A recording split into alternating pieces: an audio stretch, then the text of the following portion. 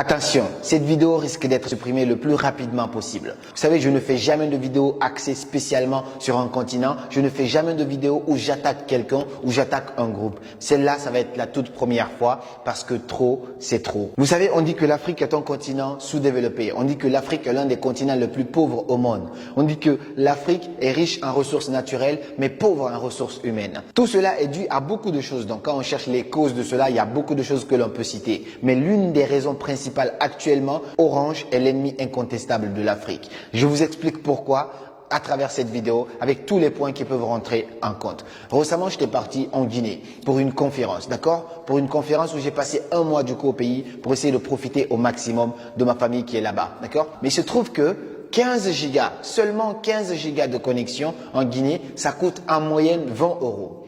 Et moi, je me suis dit quoi? Comment ça se fait que en Afrique, donc ça c'est le constat, en Afrique où les gens gagnent 10 fois moins leur vie qu'en France, mais Internet coûte 10 fois plus cher en Afrique qu'en France. Et ça, ce n'est pas le plus alarmant. On est d'accord que le niveau de développement d'un pays dépend du niveau de connaissance, donc de savoir de ses ressources humaines. Et on sait aujourd'hui que Internet est la meilleure université qui puisse exister au monde entier. C'est-à-dire sur Internet, grâce à YouTube, les réseaux sociaux, grâce à beaucoup de choses sur les réseaux sociaux aujourd'hui, sur Internet, tu peux apprendre rapidement, 10 fois plus rapidement que tout ce qu'on te donne à l'université. Donc ça ne veut pas dire que l'université n'est pas important, mais Internet accélère un petit peu la croissance, le savoir, accélère le développement, accélère l'innovation. Mais si Internet qui accélère tout ça est moins accessible à un continent, alors ce n'est pas étonnant que ce continent ne soit pas parmi les plus brillants au monde entier. Donc le constat c'est quoi? En un mois, j'étais obligé de payer 5 fois 20 euros pour pouvoir avoir accès à Internet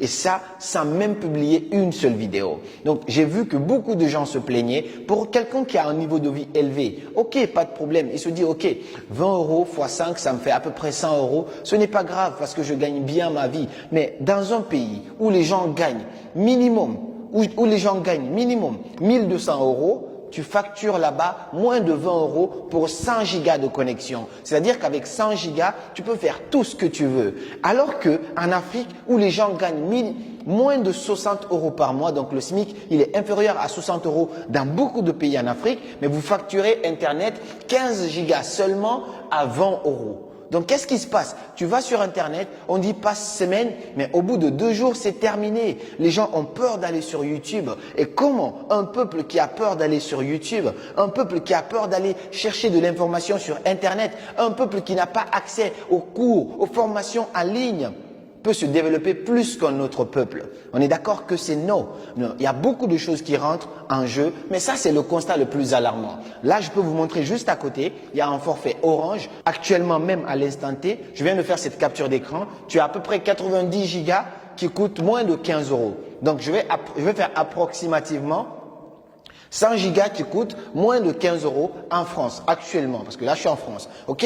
Mais en Afrique, je viens à peine d'arriver de l'Afrique, on m'a vendu 15 gigas à presque 20 euros. Donc avec 100 gigas, tu peux regarder toutes les vidéos YouTube du monde. Avec 100 gigas, tu peux rester connecté pendant combien de temps? Avec 100 gigas, tu peux suivre des cours en ligne aux États-Unis, dans n'importe quel pays. Alors qu'avec 15 gigas, seulement 15 gigas, tu regardes quelques trucs, au bout de 2 jours, c'est épuisé. Déjà, le débit n'est pas compté de la même manière, ça finit plus rapidement par ici, en Afrique donc, par rapport à la France. Et au-delà de ça aussi, appel et SMS illimités quand tu as les 90 gigas à 15 euros. Quand tu as ça, appel et SMS illimités. Sauf qu'en Afrique, ce n'est pas compté là-dedans. Tu payes appel, tu payes SMS au-delà de tout ça. Donc si tu comptabilises, en Afrique, pour avoir Internet à 100%, être vraiment à l'aise pendant un mois en entier, tu en as pour minimum 200 euros quand on fait l'approximative.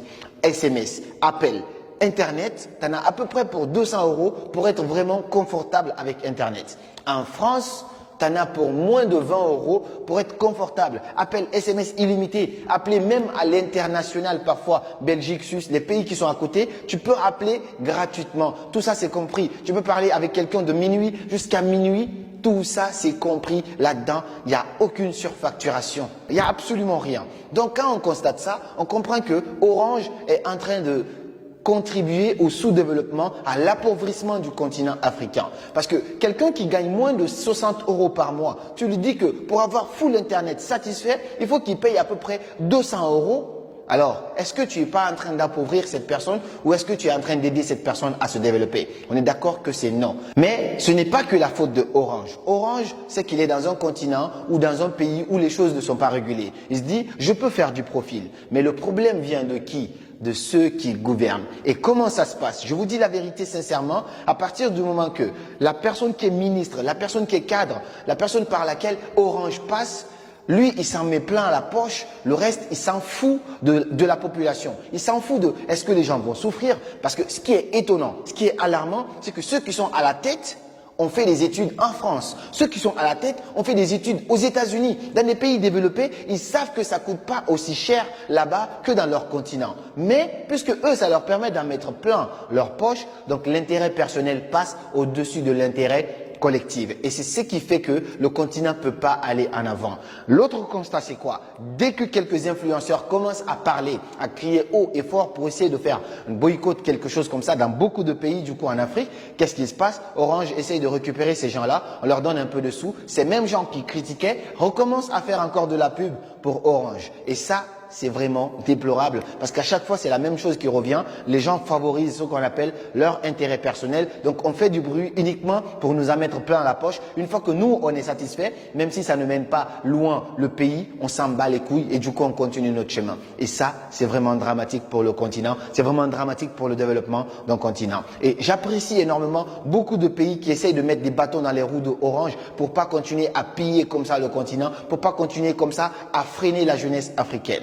Un jeune qui est talentueux, qui a envie de montrer son talent sur les réseaux sociaux. Il a envie de faire des vidéos YouTube pour commencer à changer des vies. Parce qu'on sait que YouTube, tout simplement, YouTube peut changer la vie d'un individu. Tu peux passer de zéro à combien de milliers d'euros par mois. Ça, c'est grâce à YouTube. Mais si là-bas, pour mettre ta vidéo, il te faut payer beaucoup plus d'argent que ce que tu gagnes, comment tu peux t'en sortir?